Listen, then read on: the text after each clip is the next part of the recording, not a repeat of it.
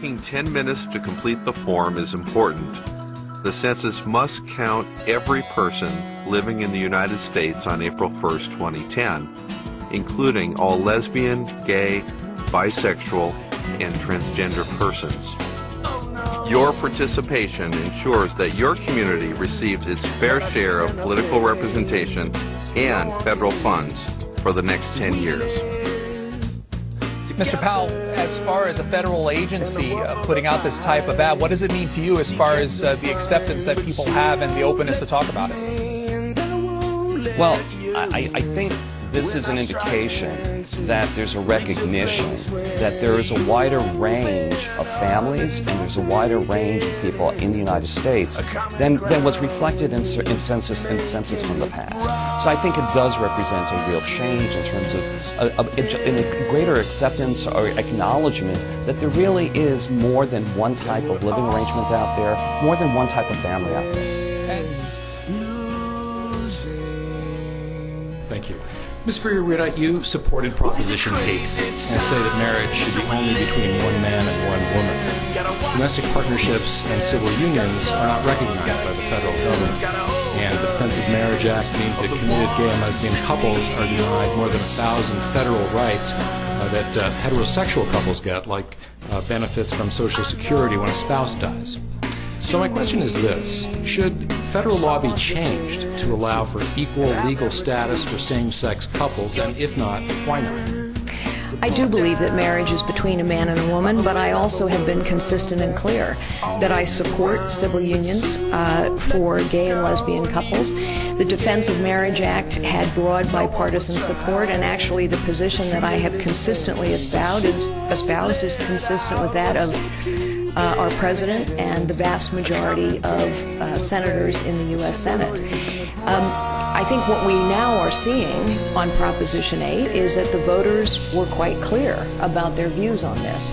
And this is now going through a legal process. Whatever your views about gay marriage, I think many of us would conclude that when voters have such a clear decision, for that decision to be overturned by a single judge seems perhaps not appropriate. And so this is now the beginning of what will be a long legal process.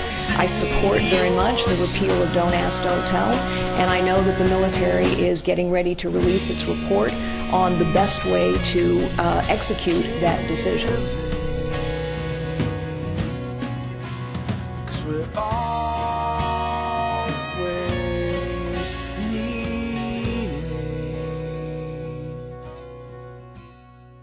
These are crazy times we're living in.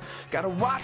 I think the point about religion is well taken. Indeed, many people do talk about religion when they talk about their definitions of families. And quite a few people gave comments that were very similar to the comment we just heard. At the same time, however, we also heard a very different type of religious explanation. And that is when we asked the question about what do they think is the primary factor behind someone's sexuality. Whether it was the parenting, was it the environment, was it genetics, was it God's will. Interestingly, a fairly large number, or a large enough number, said that sexuality was, quote, God's will, and that it was simply that it was unexplainable, that it had to be something beyond environment, beyond genetics. And interestingly, those people who said it was God's will, using a religious explanation, they too thought then that the definition of family should really include a wider range than typically has occurred in the past.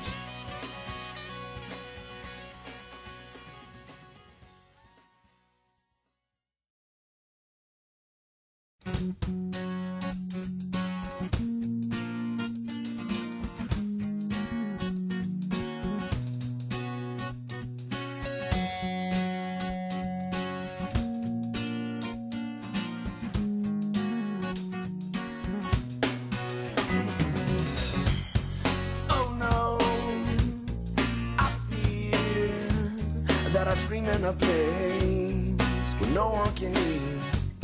So we live together in a world full of lies, seeking to find, but you are